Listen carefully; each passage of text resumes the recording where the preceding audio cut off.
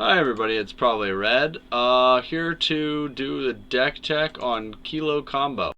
I just recorded this entire episode and I forgot to click the record button, so I'm going to do it again, but now I can look back on my past experiences and know what I did right and what I did wrong and make sure I insinuate the right.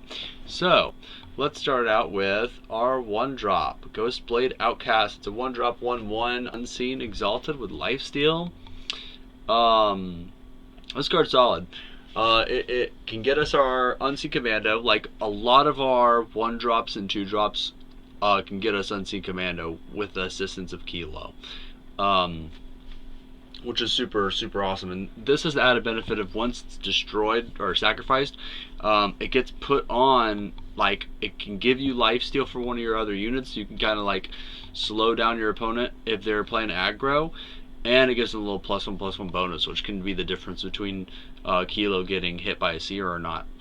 So it's really solid. It fills in the void of that first turn when you don't really have anything to do except for Purpose, Chant, or Ghostblade Outcast. Keelo Bold Innovator is the build around for the deck. 2-drop 1/3 is an awesome body in this format. She voids Blazing Salvo. And she's not single faction, so she avoids cast in the shadow and other removal like that to target single faction stuff. And then her ability is just like I'll be mentioning it throughout the entirety of this.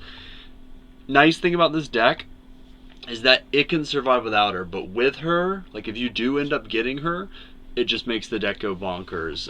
Especially if she can survive. The big threat is to this deck. Is when you don't get her, or when you do get her and she gets removed. So that's one of the things that kind of make it like kind of swinging. We do have a couple of answers to that. We have prevention and reaction, like for example in our market, which we'll get to. So our idea is to protect Keelo and to use Keelo for extra value. She isn't like she's pretty much like our basis of the deck, but she isn't our only plan. Next we have Outcast Elite. One of our secondary plans here is to get a bunch of battle skills, and that synergizes with Keelo because she gets you a unit. You pay 2, exhaust Keelo, sack a unit, play another unit from your deck with cost equal to sacrifice units +1 for each of its battle skills. So when you're doing Outcast Elite stuff and you're playing a bunch of Unseen, then you can get a pretty big unit all the way up until you get to your 7 and 8 drop. So, and then it also has Aegis by itself. So it being one of your big, your primary synergy cards, it's nice that it has Aegis built in.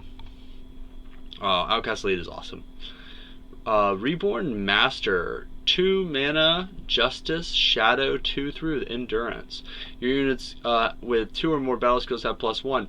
So this and Unseen Commando are 2 kind of like attack booster tribal cards. In addition to Outcast Elite sometimes gives a power boost with double damage or berserk or something like that, but they are like our consistent solid like the tribal Unseen cards. Well, they're battle skill tribal cards, but still they really help the deck like work out as far as like having early game to mid game power when you're going wide. It doesn't always happen that way, but when it does, it's nice to have those backup. Plus, they have battle skills, so you can sack the Reborn Master to get the Unseen Commando out. Then we got Tranquil Scholar. It's random battle skill, but you can get some really like it's pretty swingy. But a 2-drop 2/2 body, and then sacking it to be able to get your Unseen Commando, and being able to take a card in your hand that would get like an Unseen Commando, and make it get something like a Daring Griffin, and then so on and so forth. Like you can turn your Daring Griffin, if you can get a battle skill on that, get it and play it on with 6 power on the board afterwards later on, you can go straight into Vara. So Tranquil Scholar can be like that little bit of a push up on the power cost pull that Keelo needs. And then Unseen Commando, like I was talking about when I was talking about Reborn Master, this is the better of the 2 to get, but it costs a little bit more power.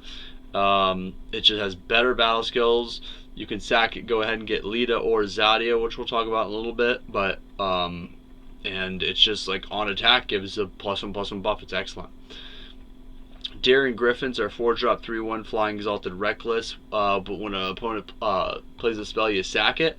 So it's been nerfed, but I still think it's an excellent card. This card, it's how we get Airmod out. When we sack this to Keelo, we get Airmod out. And then, like, if it does get sacked in the mix, we can avoid a board clear with it, and then boost one of our units, even if it's just boosting a Keelo, making Keelo be able to get in for that last bit of damage if we ended up grinding them down a little bit in the mid to early game. Lita Most Skilled is 5-drop 4/5 Overwhelm, and then you have an Unseen Ally. She gets Killer. Super solid card, like totally surpassed my expectations for her. When I first started playing her, I was like, okay, I'm gonna see. She's a 5-drop. She fits the bill. I'll probably end up replacing her with Zadia's later, but I ended up liking this card. Like, it is overperformed, and it has super good synergy with Unseen Commando and Reborn Master, because it turns into it does like a 5/6 and a 5/5 respectively, depending on which one you have out, for that killer effect. So it's just super solid. Next on to Zadia. Revered Outcast. She's got Pledge, which is what I'm most often using her for, just because, I mean, it's a lot easier to pledge something off when you're opening hand than it is to play a 5-drop. And I do get her every once in a while when I sack like an Unseen Commando, because she's a 5-drop. And then I was running the 6-drop board clear that destroys everything that doesn't have 2 or more battle skills, but I feel like even though even if the opponent has units with 1 battle skill, it's not too much of a difference. So I feel like she's better at 5, because enemy units without battle skills can't block at all, like for any of your units. And then the Mastery 10, when she gets all battle skills, that's a win con in its own. She gets all kinds of stuff. She gets unblockable, so best evasion ever, in addition to flying, etc., etc. Her with a Master's Blade is just bonkers. She gets Exalted, Aegis, Berserk, double damage, all that stuff for protection. She's just a win con on her own if she could get it. I haven't gotten it off yet. I haven't been able to pull off the ability combo with giving her every battle skill, but still. And then we got Zelia the Vane. Another overperformer, similar to Lita. She's been super solid. Getting her out on turn 4 with that Bond ability, because she's a 6-drop Shadow, Deadly Bond Unseen. Getting her out on that 4 is just awesome. And you hope she sticks around for the next turn, because you can pay for to play a -2, -1 Affliction Curse on an enemy unit, and then you give Zelia a +2/+1 bonus, like permanently. She just gets monstrous. Like, she's one of your big units for, like, she makes the deck more lean towards the mid range. And then even if you're not bonding her, even if you're searching her up with Keelo after sacking something, she's just awesome. And then she leads right into I think that she gets Aramot, because it's 7, if I do recall correctly. And then Aramot is a 7-drop, we're one of, and it's a 5/8 unblockable Nightmare. When an enemy unit hits you, you kill it. That's all the important stuff, but also when Aramot attacks your opponent, discards the top 10 of their deck into their void. So that doesn't really come up. It's actually kind of a one of the negatives of the card, but you're really using him for that real fast clock unblockable. You hope he can live, and then once you get Vara out, it's just solid, because that's our next card, Vara. You just sack the Aramot to Keelo, get out Vara, and then boom, you're doing fantastic at that point. Because she brings him right back right after that. And then Master's Blade. This card is awesome. It might look kind of like not that big of a deal, but I'm sure you've seen it on the ladder. This card is awesome. 3-drop Justice Weapon, +1/+1, and then another +1/+1 for each of the wielder's battle skills. You can get crazy with some of these cards. Like, you get sometimes 5 battle skills. That's +6/+6 total. And then, in addition to that, if your opponent's playing some strangers or anything else without battle skills, you could pay 1 for your spellcraft to play Fall Short. Kill that unit. turns your weapon into a kill spell, so you're saving yourself from getting 2 for 1 yourself. You're getting 2 for 2 if they do end up killing your weapon. And then you got old Mastery 7 to invoke Justice, which happens all the time. It's usually 2 or 1 hits with them surviving for it to get the invoke, and the invoke is such a good bonus. Like, it's so nice. Even if the Master's Blade was just like +1/+1 for each of the wielder's battle skills, and then another +1/+1 for 3, I'd be okay. I'd be solid. With all the other stuff, it's just so good. We got the Fearless Crescendo. The fact that it gives flying actually comes up a lot more than you'd think. It can give us that extra. If we are doing it at the end of turn, and we come back to our turn with Keelo, that gives us a creature 1 more up on the chain of power because it's another battle skill. Then we have access to a nice toolbox of cards from our market that are all 3-drops. And I think it's actually pretty solid, like varied pool. So we're going to take a second to talk about our market. But Fearless Crescendo is excellent in this deck. Cast in the Shadow, it's just nice to be able to have a 2 for 1 in the market in case we're like running against a deck that's like got some really solid creatures, and we don't have to have it. Like, it's not in our main if we're running up against a bunch of multicolored stuff. The Decimate, if you're in the later game and it's happening, like it's good to be able to kill that second unit with the same single faction. For when our units are like, we get a really powerful unit out and we've got the ability to play a Spell Shield Architect. Like, if we have a Keelo out and we don't have any other units and we don't have much in hand except for our Fearless Crescendo, we can make our Keelo flying, and then we can pull the Spell Shield Architect and then drop an Aegis on the Keelo. So it can protect our Keelo for later usage, or at least make it harder for our opponent to remove them.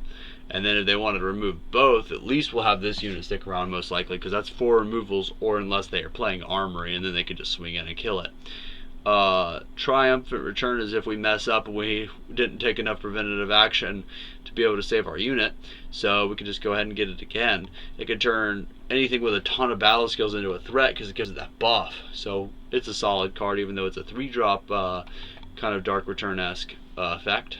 And then Vanquish, it could take off Grotto's Favored, it could take off not Grotto's Favored, Grotto's Stranger, and Makar's Stranger, which are 2 humongous threats.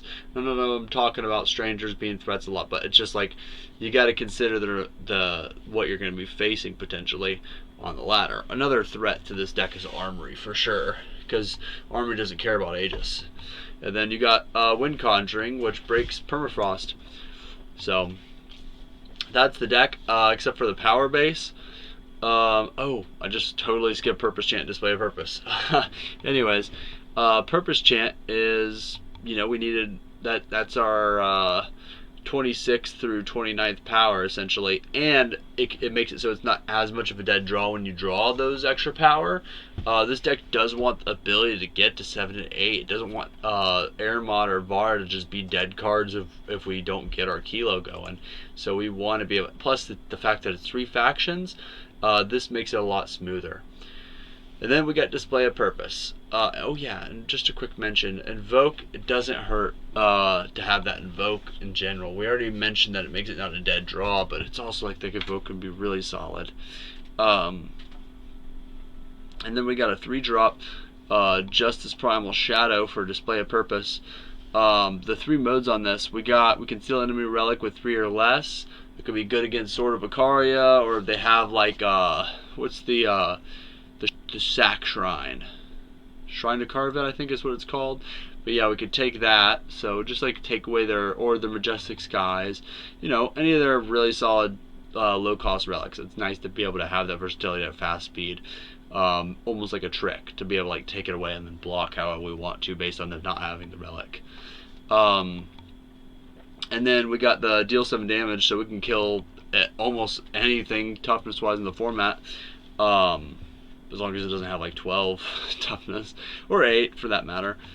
And then finally, and actually firstly because it's at the top of the list, but we can get another battle skill with the Exalted and the +1/+1 permanent bonus. So all in all, it's super solid. It could save a unit's abilities and give it to the next one, so it's really, really decent.